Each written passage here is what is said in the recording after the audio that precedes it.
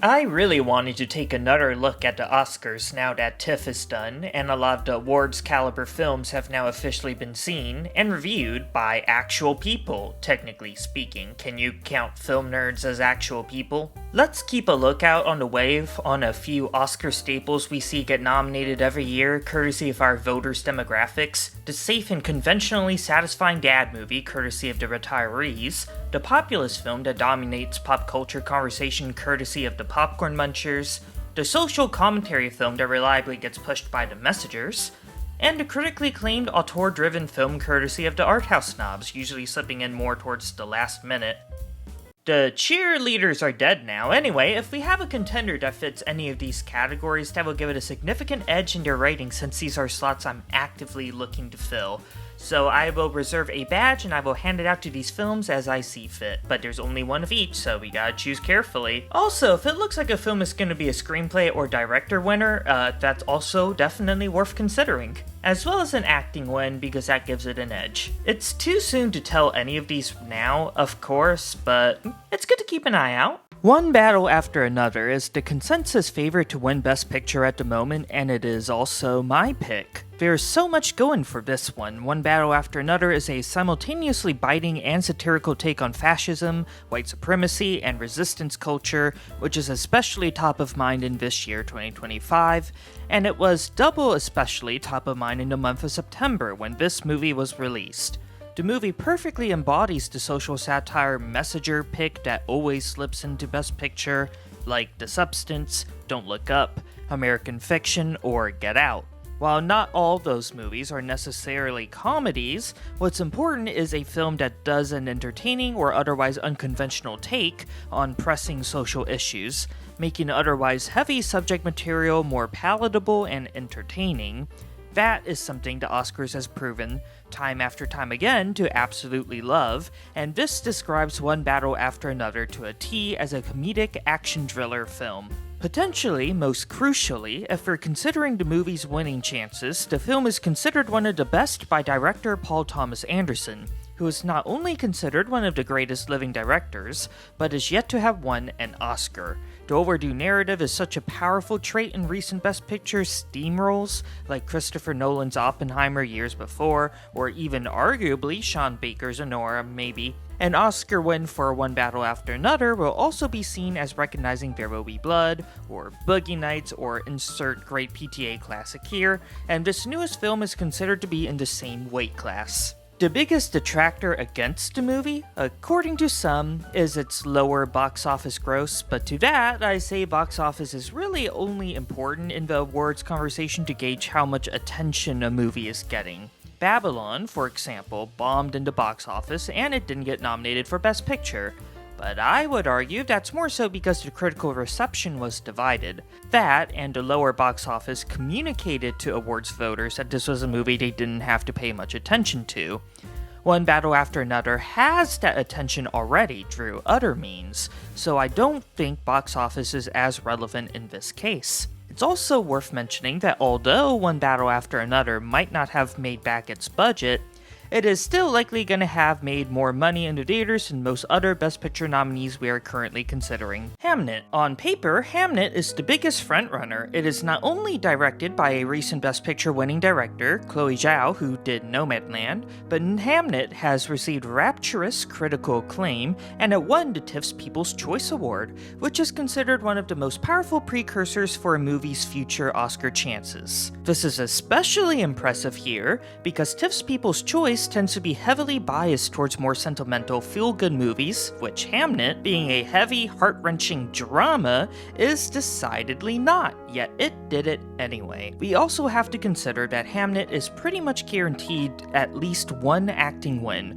with Jessie Buckley in the leading actress role, which is something I would argue One Battle After Another does not have. Sure, One Battle After Another is contending for a lot of acting awards, but it does not have as clear of a favorite to win as Hamnet. Chloe Zhao recently won several Oscars, and Hamnet, as a whole, has not had as much widespread attention as One Battle After Another, which leads me to believe Hamnet ultimately won't win Best Picture, but its chances of getting nominated are ironclad, and it is near guaranteed to win at least one Oscar when the time comes. Next, I have Sinners. To some extent, One Battle After Another was the worst thing to happen to Sinners' Oscars chances. Not only are both films from Warner Bros., meaning Sinners is probably no longer Warner Bros' highest priority, but One Battle After Another hits on similar cultural and genre touchpoints while being generally more accessible to Academy tastes. A social satire action film is more palatable to the Oscars than a horror movie, even in a post-Get Out and post-Substance world. Before One Battle After Another, I thought Sinners was a lock to win the big award, but this does not seem to be the case anymore. With these two significant dings aside, though, I think Sinners still absolutely gets nominated. We have to consider that a populist popcorn muncher movie pick, especially one that is perceived as new and original, also slips in year after year. Last year, it was Wicked that had all the rage. Before that, it was Barbie. Before that, it was Top Gun Maverick. Sinners, out of all of the awards movies, this is the one movie that people are most likely to have heard of before. That is powerful. Avatar 3 is likely going to also get some of that same type of attention too, and I'll go more into that later, but I'm giving Sinners the edge here because I think the specific populist appeal is more likely to go to a movie that is perceived as more original and not so much towards a sequel. There is a unique excitement to voting for a movie like Sinners as not present in a movie like Avatar 3 or Wicked, whose original movie or original two movies have already received Oscars. Just relax, lay about, or my fist will put you out. Dream, dream, dream, dream, dream, dream. Take your time, but beware, there's darkness in the air. Marty Supreme is next. A24's main priority is absolutely Marty Supreme, which just seems like an all-around contender. Not only does Timothée Chalamet lend the movie an extra oomph of star power, but this movie also has rave reviews and a likely Best Actor winner to boot. This one, to me, feels very straightforward. A24 is a big horse in the Oscars race, Marty Supreme is looking like their most liked movie, and it is being released in late December, which is peak Academy release timing. If A24 has that much confidence in the movie, and the people who've seen it have this much confidence in the movie, who am I to disagree? If you're blue and you don't know where to go to, why don't you go where fashion sits? Frankenstein. I think at this point I would consider Frankenstein a lock. I don't know. I kind of can't believe I have Frankenstein this high up here, but it is becoming increasingly clear to me that this is Netflix's biggest contender, and if that is the case, it is near guaranteed a slot. This movie also worked well at TIFF, winning second place at TIFF's People's Choice behind Hamnet. After release, buzz only seemed to increase for the film, much more so than I was expecting, to the extent that both some of my friends and my own mother wanted to see it without me bringing it up. They all did see the movie, and they all liked it a lot. I don't think Frankenstein is either the populist popcorn muncher film or the art house snob critical darling. It is somewhere in the middle, and it doesn't take any of these slots, but I think it happily toes the line between these two demographics, making it a solid package no matter what other movies surround it. Guillermo del Toro's superstar director name gives it that extra edge because people love him. He is essentially one of the big faces of film right now, and this evolves Frankenstein from a likely contender to a lock. Sentimental value. I kind of don't know what to do with sentimental value.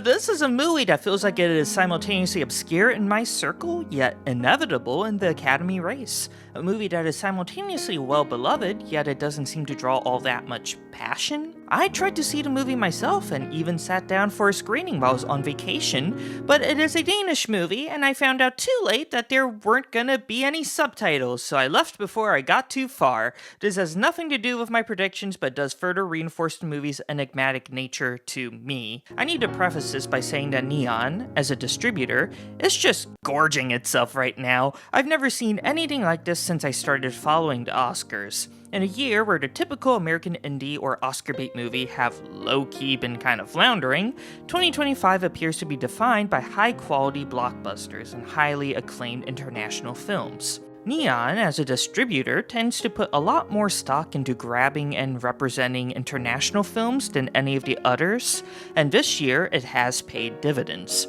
The question is, can they get all 4 of their biggest contenders into Best Picture? Sentimental Value has been largely considered to be Neon's biggest contender, but is that really true? However, I described my conundrum on Brother Bro's amazing award expert app, and there were several good points. Mainly, Sentimental Value is likely going to be a bigger acting player, likely featuring several acting nominations, while Neon's other contenders are likely to get nothing there. Sentimental Value is not only the kind of drama that better fleshes out its performances, but a lot of the actors here also feature in English language works like Elle Fanning and Stellan Skarsgård, so it's not like the typically cliquey acting branch has to suddenly get behind an actor they do not personally know. Considering also that Sentimental Value is following a fictional filmmaker and an actress, it might also speak to filmmakers and actors in a unique way. I'm not digging up the grave of the cheerleaders quite yet, but there is something there, I'm sure. I am maintaining slight skepticism about Sentimental Value being a big awards player. I have a feeling it's going to drop slightly by the time we actually get to that point. However, it is undeniably safer to predict Sentimental Value right now than it is to snub it. At its worst day, Sentimental Value still contends for a lot of big awards, and that counts for something. No Other Choice. Yeah, on the other hand, I believe Neon's other contender, No Other Choice, is the most likely to join Sentimental Value into Best Picture, if not surpass it. Don't push me, I almost had this in the 6th slot. Park Chan-wook is having a big moment, particularly after the Oldboy re-release. He is one of our greatest living film directors, and I would argue there is an overdue narrative shaping around him in a way similar to Paul Thomas Anderson. No Other Choice has the opposite strengths and weaknesses to Sentimental Value. Unlike Sentimental Value, No Other Choice does not contend for many other awards except for picture and maybe screenplay. It is unlikely to slip into any of the acting categories in particular. However, No Other Choice does seem to have a lot more passion. I would argue the most out of any of the Neon contenders, except for maybe The Secret Agent, which has a very passionate, if smaller, fan base, maybe. No Other Choice actually beat Sentimental Value at TIFF's International's People's Choice, and No Other Choice seems to have beat Sentimental Value in the Critics' Choice shortlist. I don't think either of these stats are anything to take too seriously, and I don't think either is a hindrance against Sentimental Value per se, but I also don't see why, from an emotional, qualitative level, No Other Choice does not get in if it's pretty clear this is among a lot of people's favorite movies of the year. And if it has a big distributor and big name director behind it, well, I think stats can only take us so far. What's the use of feeling blue? Avatar, Fire and Ash. We can't really doubt Avatar. Sure, the populist popcorn muncher slot has already been filled, but if a movie is big and popular enough, it could always squeeze in as the second. Avatar 2 did that in its own year, and it looks like Avatar 3 is primed to do it again. Releasing around Christmas is really the best time slot for this kind of movie, as it tends to do super well on release and wane over time. By releasing this movie so soon before nominations are released, there is not enough time for the movie to wane, if you're catching my drift. I think this is the awkward part of the video, where I also have to discuss that Wicked for Good is not here. I have yet to fill out an arthouse snob or a retiree slot, and I only have 2 picks remaining. Ultimately, I cannot fill the Best Picture roster with too many populist movies, and especially not too many populist sequel movies, which tend to do less good at awards than the original. Wicked for Good needed to match the original in hype, and it didn't really do that, so I have Avatar 3 tentatively in the slot Wicked 2 otherwise would have filled. I could very well be wrong, but I don't see them both getting nominated, and I think the tea leaves are pointing me towards Avatar at the current moment. Train Dreams. We're getting into the crapshoots now. However, Train Dreams has started to surge after its release, and that is good enough for me. We need one smaller scale indie movie with high critical reviews to get into Best Picture. We need something like Nickel Boys or The Zone of Interest, an underdog movie that accrues a lot of critical passion. As far as I can tell, it's between Train Dreams and It Was Just an Accident, since Hamnet feels overall a little too big to fill that slot. At the moment, I would put my money on Train Dreams. I am conscious of potential recency bias, so we do have to see how Train Dreams performs around the end of December. For a movie to be at the art house snob representative, it needs to burn hot with passion right up until nominations are actively happening in January. Train Dreams being released on streaming right now might not be the healthiest thing for longer term visibility. But I also worry about it was just an accident, the other big thing I was considering for this slot getting overshadowed by other international films. So Train Dreams being a smaller scale English language film could draw a unique demographic. I just want to go out on a limb here. I think Train Dreams will be a last minute on the fence surprise. For the first time since I started doing awards predictions, I struggled to know what to do with the retiree demographic, which is arguably the biggest and still most influential of the demographics. As I alluded to earlier, this is an unusual year for movies in which English language blockbusters and foreign films reign supreme, while a lot of medium or smaller scale English language films, the sort that usually appeals to the Oscars and the retiree demographic in particular, flopped. Reminder, the retirees respond to nostalgia, or overall respond to movies that are predictable and focus on feel-good emotions. Movies that are not too experimental and not too emotionally heavy. The kind of movies you can recommend to your parents and expect them to either laugh or cry while watching it. I was so dead set on Springsteen Deliver Me From Nowhere filling that slot in the same way A Complete Unknown did last year, but then the movie flopped critically. I might have considered Marty Supreme based off the trailers, but apparently the trailers do not represent the actual movie in tone at all. The trailers make Marty Supreme seem like a schmaltzy inspiration film, when in reality it is a lot more chaotic and fragmented. In other words, unconventional. Ugh. Hamnet is not the retiree pick. Sure, it is emotions first, but these are heavy emotions, and the movie itself is slightly surrealistic in tone. I'm looking for the kind of movie that would have thrived at the Oscars in the 2000s or early 2010s. Hamnet feels comparatively conventional nowadays, but back then I think it would have been considered art house. This is where I turn back to a movie I had kind of dismissed earlier, J. Kelly. J. Kelly did not receive the best critical reception, definitely not the best audience reception, especially after premiering at Venice. However, of all the major film festivals, Venice is most arthouse snob-oriented. Since the initial bad premiere, J. Kelly has climbed modestly. Also, considering that it has some acting contenders of George Clooney and Adam Sandler, and Netflix also appears to be backing this one, and it is about aging filmmakers and actors in a way that is likely to scratch the nostalgic sensibilities of retirees and the meta-minded cheerleaders who are operating in the background here, I would argue J. Kelly has the goods in the current landscape to prevail at the Academy, even with a decent, if not stellar, critical score. We already have plenty of movies here that have rapturous reviews. I'm sure if you count the Metacritic scores of this predicted 10, it would still come out to, on average, to be the highest since maybe 2020. I don't know, maybe I'll crunch the numbers myself, maybe somebody could do it for me, I'm lazy. J. Kelly is still positively received, and I think it can afford to resonate with more of a select group of viewers without having to compete with the critical juggernauts. That is because I think J. Kelly will appeal to a different and so far untapped retiree demographic. But let's discuss some honorable mentions. I highly considered it was just an accident as the art house snob pick, and it would have been the third Neon selection.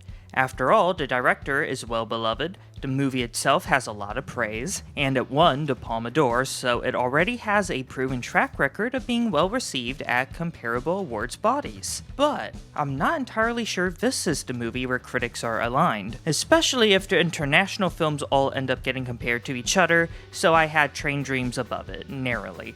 Putting in It Was Just an Accident over J. Kelly would have ignored the retiree demographic, and I was overall too concerned about leaning too much into critic scores. Anyone who has followed the Oscars can state that it has never been the case before where every single movie nominated played well to critics. I did go a bit into why I don't think Wicked 2 gets nominated for Best Picture earlier, especially not above Avatar 3, but I didn't know until very recently that it actually reached the yellow scores on Metacritic.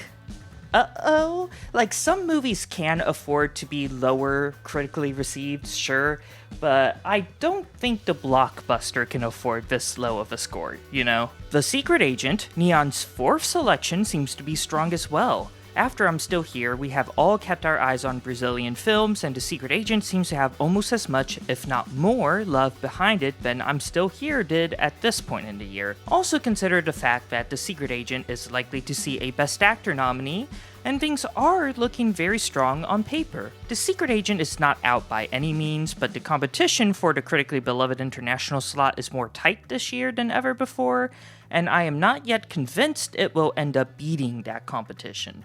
But it could definitely happen.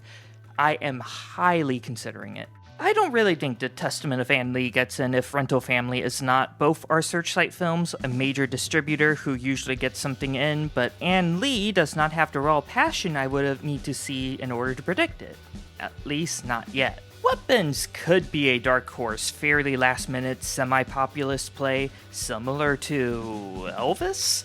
However, it is a horror movie, and Sinners, and arguably Frankenstein, already has that covered. And truthfully, I don't think Begonia gets in, but I think it is still a contender at the very least because Emma Stone could still be a considerable actress contender, and Yorgos Lanthimos is a fairly beloved director with a fan base who will watch this movie before it's time to vote.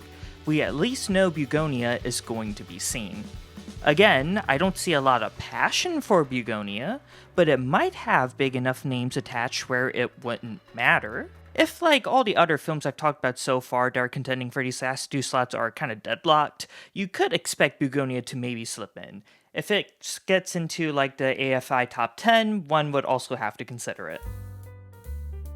Thank you for watching. If you liked this video and want to give me a smidgen of extra support, please give this video a like and consider subscribing to this channel for more movies and Oscars content. I love you.